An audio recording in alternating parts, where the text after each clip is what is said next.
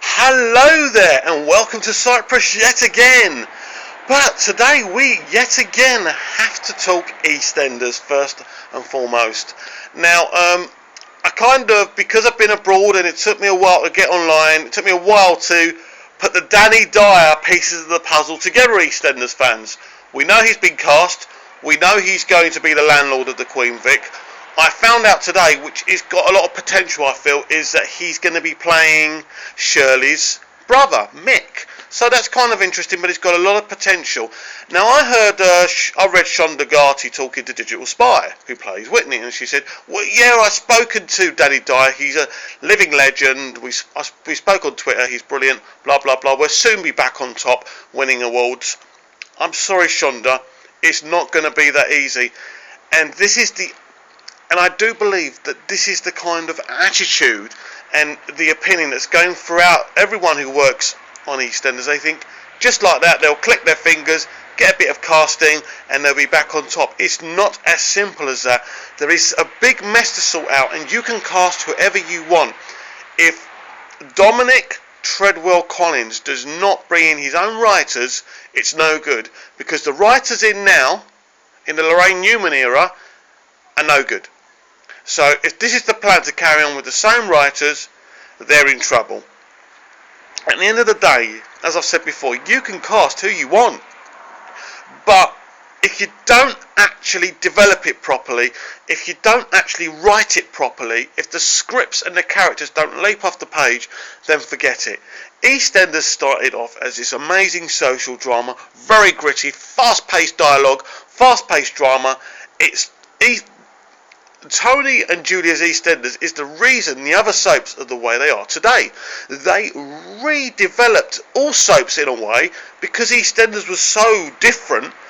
All the other soaps, who had basically been going on snail pace before EastEnders even arrived, had to catch up. So now we've got the situation for many years now, as I've said before, in EastEnders, where everyone's wearing nice clothes, everyone looks pretty, everyone looks beautiful. That's not the EastEnders concept. We want to go back to the poverty. We want to see that social drama, and the way we're heading again, everyone's excited. I know about Dominic Treadwell Collins coming in, but he's not Harry Potter. He's got no magic. He can't just make the show a success. It has to be done properly. Proper thinking has to be done here, because at the moment Hollyoaks is leaps and bounds, as I said on my last video, above anything else, and Emmerdale is doing really well as well. So, where do we go from here? Well, when we start seeing Dominic Treadwell Collins' EastEnders in the new year, we'll see where we're heading. But, if this fails, EastEnders could easily have to be cancelled. And I believe the BBC will keep on persevering with it. But there's so much damage to the EastEnders reputation now, that's going to be hard to get back. But if it's done properly and we're excited and engrossed by what we see, then of course we'll be watching. And of course they'll win awards again. But just because there's a new showrunner, just because an ex-movie star's been cast, it means nothing. It has to be done properly, and it has to go on way beyond what we're seeing in the other soaps. And this is the situation, and this is the issue. If this is done, EastEnders will be back on track, and we'll be enjoying watching it again. But at this moment in time, the jury's out. And by the way, Coronation Street, what was the point of making David the father? What was all that about? I didn't get that, boys and girls.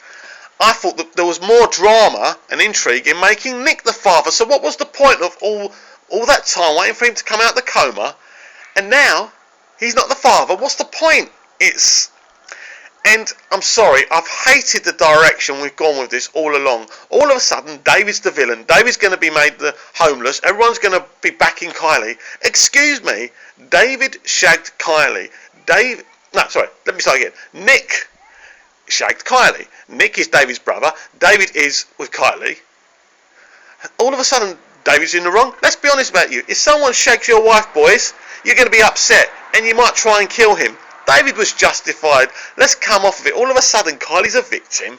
I hate the way they spun this. They always spin it. When a female has an affair, I can't even get my words out. But when a female has an affair, right, they always, in media, in writing, in storytelling, always find a way to make her the innocent victim, and I think it's ridiculous. So I haven't really been impressed that much. Corrie's still entertaining, it's still great to watch, but to be honest with you, their stories this year, their arcs, they really haven't been done. I know that Blackburn's not been in long. He's trying to develop his Corrie. Some people will say trying to fix the damage of Phil Collinson, which to me, in a way, I'm really shocked how Phil left things with Corrie, because his work with Doctor Who was so amazing and so awesome. I was really excited when he came in. So there is some work to be done on Coronation Street as well. Emmerdale's doing well. Obviously, the Cameron plot is coming to its conclusion at the end of this week. Well, so we think. You never know with soaps these days. But yes, they're the soaps. But Doctor Who fans, what about these missing episodes that have been found? Really exciting, isn't it? I'm going to be cynical. These so-called lost episodes. Now, come on. Are they really lost, or is this bullshit? I mean, come off of it. They just seem to be... Oh, yeah, they're lost. Oh, well, this guy's just gone across the pond or gone on a plane. He's gone in this old, dusty building and found them all. Come off it, guys. This is just such a great money-making scheme, isn't it? I'm alleging it, of course. I'm sure the BBC are as just in the dark as us. Didn't know where the episodes are. Beard. Anyway, some of them have been found. It's really exciting. I want all the Doctor Who episodes filmed because, you know, I want to sit there one day on DVD and watch every single Doctor Who episode, which we haven't been able to do thus far, and which is really disappointing for me. I watched Crime Watch last night. Disgusted, outraged. I knew what was going on. I didn't watch it. To me, this is just another Kate and Jerry publicity stunt. I just think it's unbelievable that we're talking about this poor young girl as missing. As far as I'm concerned, and I had this in my mind for years now, the young girl's dead. None of us want her to be dead, but she's dead. And I think, really, the people responsible for this, and I'm not going to say anything else, the people responsible for this should now show some humanity, stand up, admit their guilt, so that poor young girl can rest in peace, and her brothers and sisters can have some peace as well. The children, I don't know how many kids the McCanns have got, but you know, I'm just totally disgusted with the whole situation. Don't forget, guys, November 23rd, the Doctor Who 50th anniversary special, Day of the Doctor. Really excited about this, and we'll be talking about that as I do more videos. We'll talk again. Oh, hang on, I'm not going yet. 50 Shades of Grey movie, becoming a bit of a mess, isn't it? Good. Basically, guys, 50 Shades of Grey, just a poem for 60 frustrated women who are basically married to needle dicks to get on. I mean, very popular, one of the best-selling novels of all time, and pretty much it's porn. So now the guy has actually dropped out because no respecting actor wants to play Christian Grey because it's porn. So they keep on, at first when the film was announced, we're going, yeah, this guy's going to play this guy. Nobody was interested because no self-respecting actor, and certainly no A-list actor, is going to play Christian Grey. So girls, forget it. It's just going to be some B-Z list actor. You're not going to get what you want. It's going to be a load of crap. It's a waste of time. You really should have stuck to the books while the husband was working. We will talk again. See ya.